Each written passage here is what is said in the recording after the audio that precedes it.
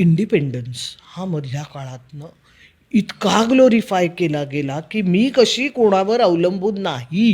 हं. एकटं जगायची धमक आहे माझ्यात. माझी मी समर्थ आहे. मग हे अनेक वेळेला आई वडील पण हे घरामध्ये आम्ही समर्थ आहोत, आम्हाला कोणाची गरज नाही. आम्हाला कोणाची गरज नाही, आम्ही आमचे समर्थ आहोत. तर लक्षात घ्या की हे वाक्य फार काळ नाही बोलता येणार आहे. त्यामुळे असं काहीही म्हणण्याची गरज नाहीये. आपल्याला गरज लागणार आहे. आपल्या वयाचं कोणीही त्यावेळेला आपल्या मदतीला येणार नाहीये.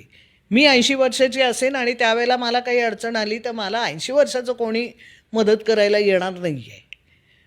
म्हणजे मी म्हटलं तसं की 1.5-2 पिढ्या आधीपर्यंत ते लाईफ म्हणजे त्या चक्राचाच तो एक भाग होता. मधल्या काळात हे सगळं सुरू झालं की आम्ही आणि आम्ही स्वतंत्र आहोत, आम्ही कोणावर अवलंबून नाही, वगैरे वगैरे वगैरे.